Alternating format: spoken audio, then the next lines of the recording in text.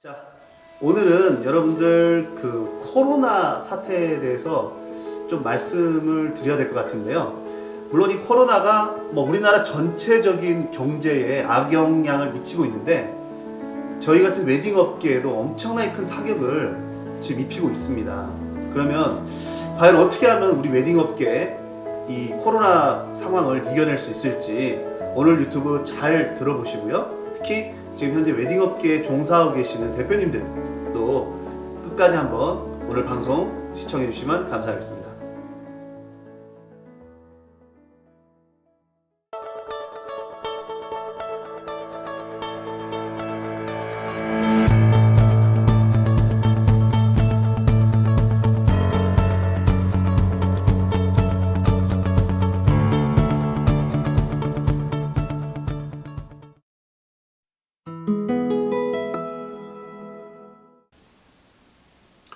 자, 올해 이 코로나 사태를 잘 극복을 하시려면은 먼저 우리 웨딩업계 대표님들께서 아셔야 될 게 있어요. 올해의 상황이 어떻게 전개되는지를 먼저 딱 인지를 하셔야 됩니다. 그래서 자, 우리가 먼저 웨딩 시즌에 대해서 제가 먼저 이야기를 해야 되는데요. 자, 우리가 웨딩 성수기가 있고 웨딩 비수기로 나누고 있죠. 근데 저 같은 경우는 성수기를 극성수기와 준성수기로 분류를 합니다.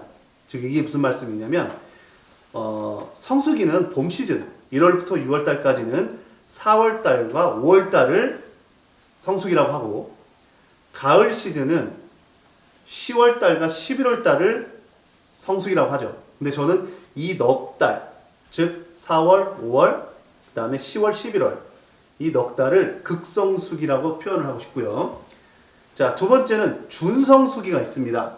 준성수기는 성수기이긴 하지만 극성수기보다는 약간 결혼식이 좀 없는, 즉 예를 들면 봄에는 3월달, 그 다음에 6월달이 준성수기라고 할 수 있죠. 비수기보다는 결혼식이 조금 있고 성수기보다는 조금 없는 성수기, 이런 성수기를 준성수기라고 저는 분류를 합니다. 자, 그 다음에 가을을 보면은 9월과 12월이 준성수기로 들어갈 수 있습니다.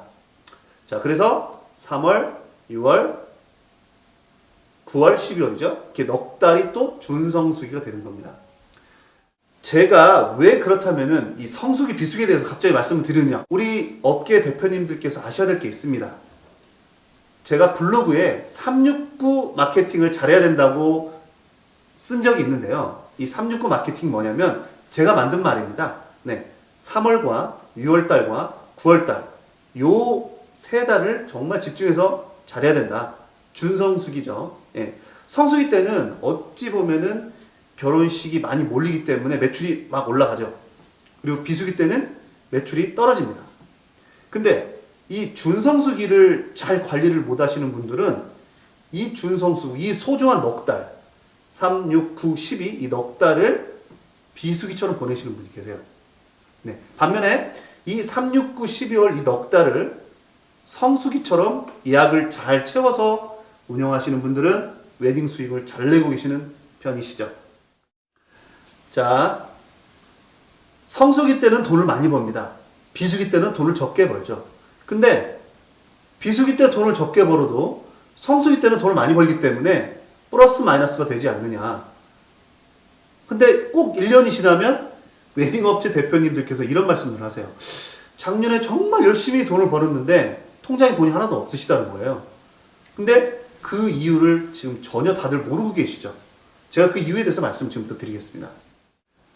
자, 예를 들어서 어떤 웨딩드레스 샵이 있는데 월 고정 지출이 500만 원이라고 한번 생각을 한번 해보겠습니다.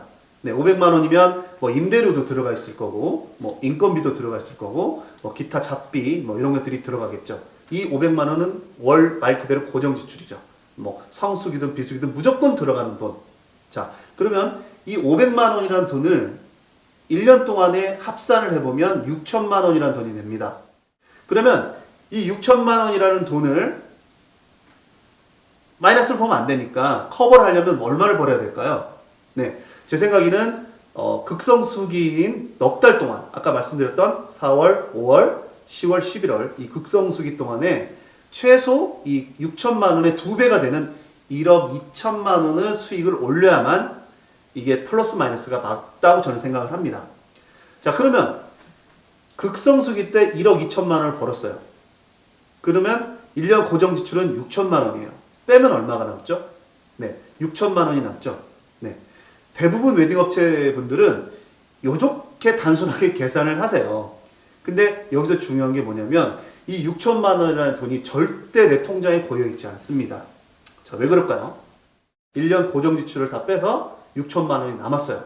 근데 여기에 더해지지 않는 계산이 있습니다. 그게 뭘까요? 네. 드레스샵 같은 경우는 1년이 지나면 드레스를 다시 재구매를 하셔야 됩니다. 그 다음에 자기가 한 달에 들어가는 판촉비라든지 뭐 운영 경비, 세금, 뭐 카드값. 자, 내가 개인적으로 쓰는 돈은 이 전체적인 수익에서 포함을 안 시키는 경우가 많으세요. 반드시 시키셔야 됩니다. 자, 그러면 아까 6천만 원에서 이런 드레스 재구매, 뭐 카드값, 세금, 각종 경비 이걸 빼면 1년에 한 어느 정도 쓸까요? 제 생각에는 아무리 못 써도 1년에 4천에서 5천만 원 씁니다. 자, 그렇게 계산을 하게 되면 6천만 원에서 4천만 원, 5천만 원을 빼게 되면 1, 2천만 원 정도밖에 안 남는 거죠. 즉 1억 2천이라는 돈을 벌어도 1년이 지나면 많이 남으면 1천만 원, 2천만 원이 제 통장에 남게 되는 거죠. 그러다 보니까 이런 이유들 때문에 웨딩업체 사장님들께서 항상 돈이 없다고 말씀을 하시는 거예요.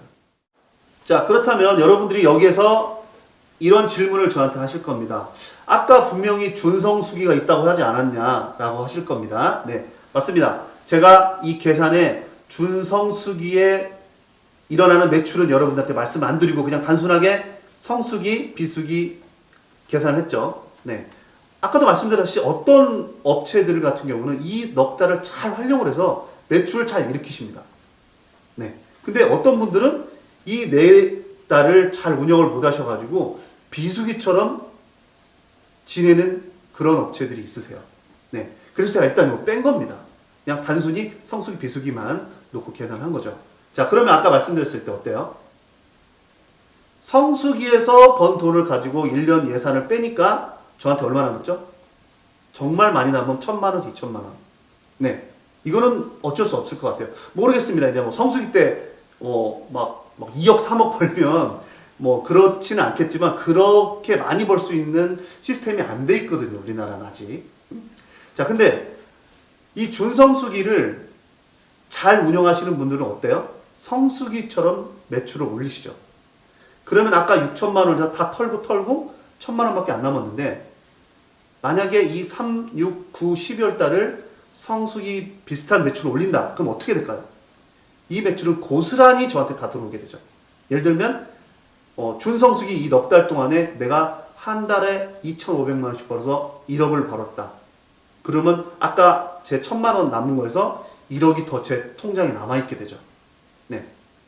그 다음에 내가 5천만 원 벌었다. 그러면 5천만 원이 추가로 생기는 겁니다.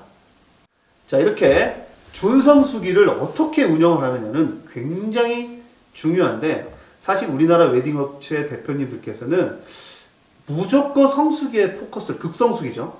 극성수기에 포커스를 맞춰서 마케팅을 하고 영업을 하시고 모든 활동을 하십니다. 이거는 잘못된 생각이신 거죠. 성수기라고 해서 많이 몰린다고 해서 막 매출이 확 급증하지 않습니다. 네. 그래서 이 부분은 제가 다음에 또 다시 한번 더 정확히 말씀드리기로 하고.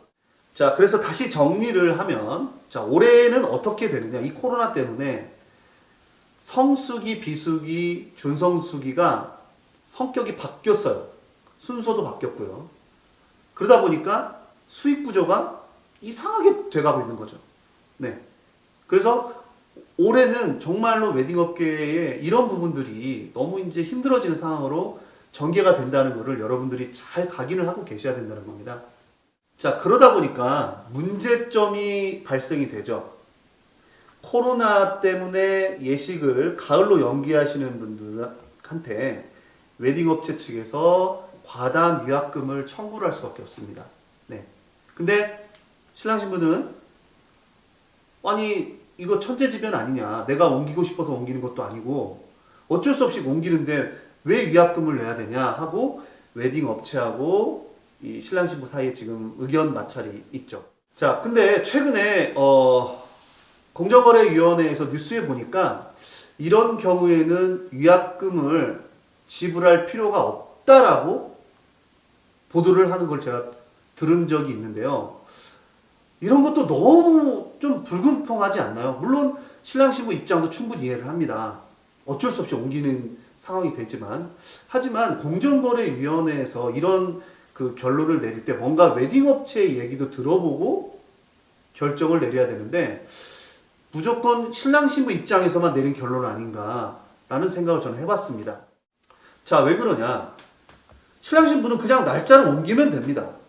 근데 가령 예를 들면 웨딩홀 같은 경우는요, 거의 한 달에 고정 지출이 1억이 넘는 곳들도 많아요. 네.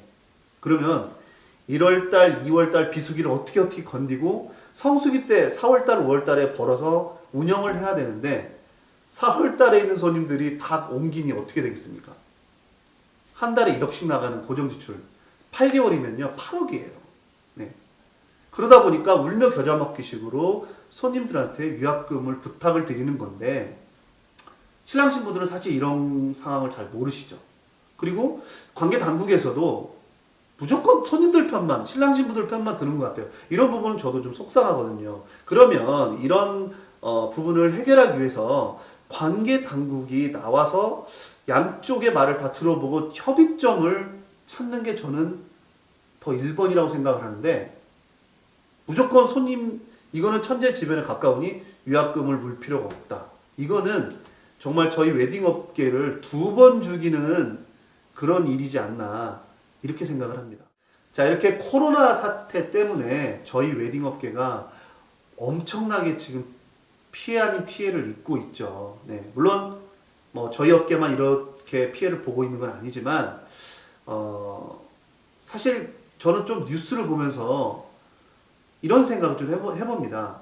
소상공인들을 위한 대책들은 많이 나오고 있는데 웨딩업계나 뭐 혼수업계, 여행업계에 대한 대책을 방송하는 거는 한 번도 본 것 같지가 않아요. 네. 뭐 예전에 메르스 때도 그랬고요. 뭐 웨딩 쪽은 조금 뭐 어디서 하소연을 해야 되나요? 네. 자, 여러분들 이런 부분에 대해서 정보를 좀 같이 나눠서 공유를 좀 했으면 좋겠고요. 자, 그럼 다음 시간에는 어떻게 하면 우리가 이 코로나 사태를 이겨낼 수 있는가, 그리고 어떤 전략을 세워서 이 올해 이런 피해를 최소화할 수 있는지에 대해서 제가 방송을 하도록 하겠습니다. 자, 웨딩 비즈니스와 웨딩 창업에 관심이 많으신 분들은 저 미스터 싱싱남 TV 꼭 많이 구독, 좋아요 해주시고요. 더 필요한 정보를 원하신다면 이 아래 제가 블로그 주소 넣어놓을 테니까 제 블로그 들어오셔서 많은 포스팅 읽어보시고 가져갈 수 있는 정보들 다 가져가시기 바랍니다. 다음에 뵙겠습니다.